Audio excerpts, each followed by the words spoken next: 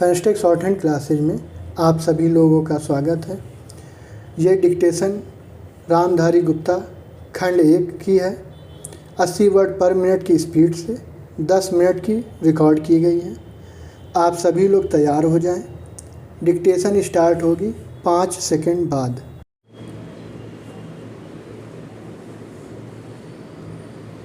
उपाध्यक्ष महोदय, बजट पर जो चर्चा चल रही है उसमें भाग लेते हुए मैं भी अपने विचार सदन के सामने प्रस्तुत करना चाहता हूँ।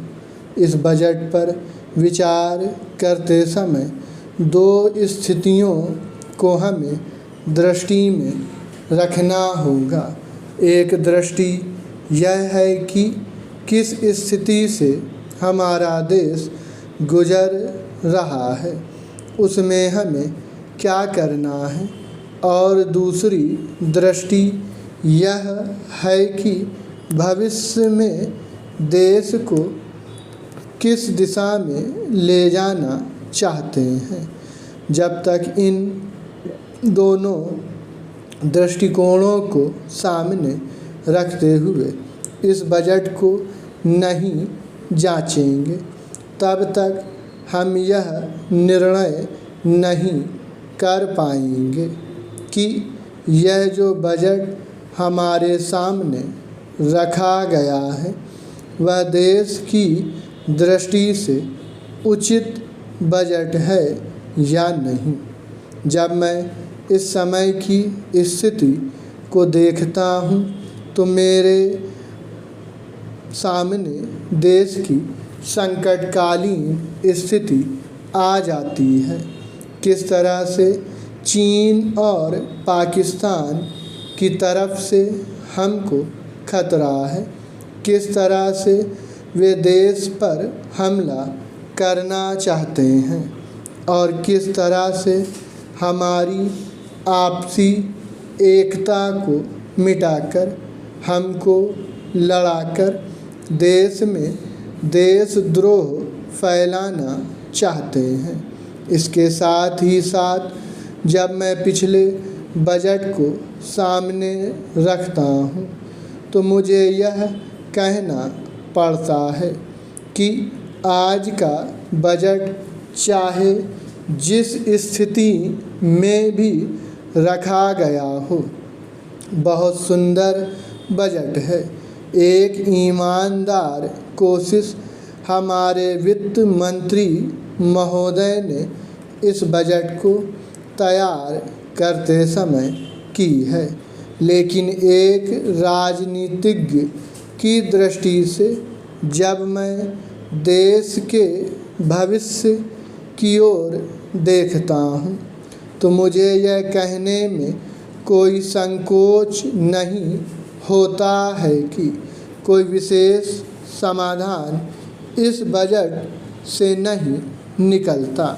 मैं जिस पार्टी से संबंध रखता हूँ उसका जो उद्देश्य है उसको सामने रखते हुए मैं यह कह सकता हूँ कि जो हमारे सामने आदर्श हैं वे सब आज ही पूरे नहीं हो सकते।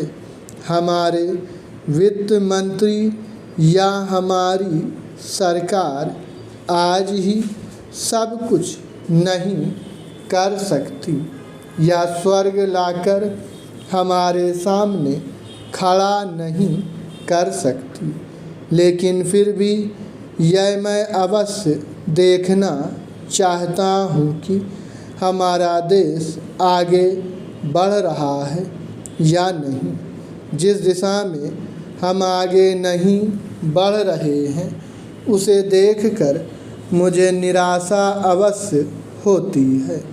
जो प्रस्ताव कांग्रेस अधिवेशन में पास हुआ उसके मूलभूत विचार मैं आपके सामने रखना चाहता हूँ।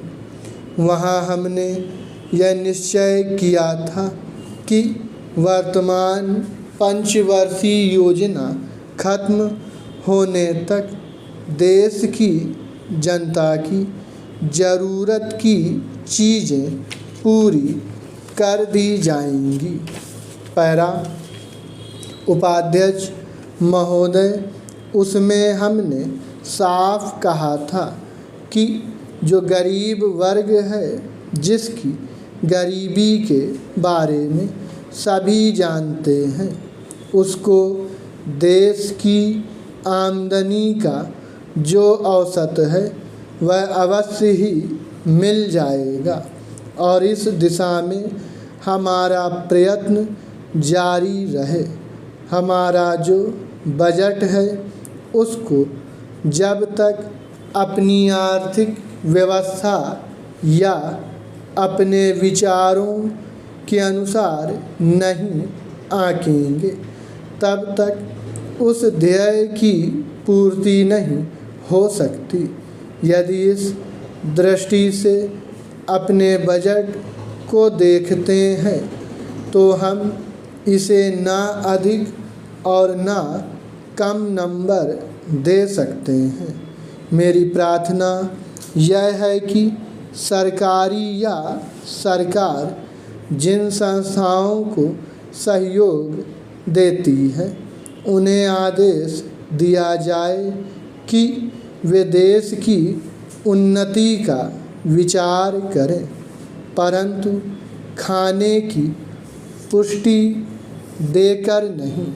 यह कार्य शीघ्र से शीघ्र होना चाहिए।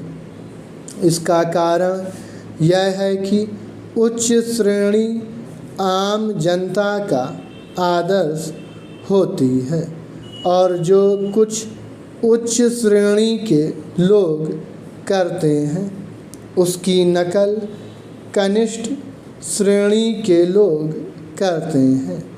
इसलिए यह काम पहले उच्च श्रेणी पर हो जाए तो आम जनता पर उसका प्रभाव अवश्य गहरा पड़ेगा। सप्ताह में 2 बार भोजन छोड़ने का जो मेरा सुझाव है, इससे न केवल अनाज वरन ईंधन, तेल, कोयला आदि सब की बचत होगी। भोजन छोड़ने के अलावा अन्न बचाने का और भी एक तरीका है, वह भी सामूहिक सामाजिक श्रेणी पर किया जा सकता है। जानते हैं कि इस देश में 10% अन्न कौन खराब करता है? कीड़े, पंछी, बंदर और बोरियां ठीक न होने से अनाज गिर जाता है और मिट्टी में मिल जाता है। यह विचारणीय है। इस प्रकार 80 लाख टन बर्बाद होने वाले अन्न को बचाया जाए तो भारतवर्ष को किसी भी देश से अन्न की भिक्षा मांगने की आवश्यकता नहीं पड़ेगी। श्रीमान, यह अपराध कबूतरों, बंदरों, कीड़ों आदि का नहीं है, यह अवश्य ही हमारा अपराध है। आज तक विदेशों से हमको अनाज मिलता रहा है, इसलिए हम लापरवाह थे, इसीलिए अनाज का विनाश होता रहा। परंतु अकाल पड़ेगा जैसा कि इस वर्ष पड़ा है, तभी हम जागें तो यह ठीक नहीं है। हमें अन्न के नाश को रोकने की सतत कोशिश करनी चाहिए। उसकी बचत करना हमारा परम कर्तव्य है। यह काम हर किसान, बच्चा और युवक कर सकता है और उन्हें करना चाहिए। अन्न बचाने की समस्या केवल कानून के जरिए हल नहीं होगी। यह बात भी सामाजिक चेतना पर निर्भर है। स्टॉप।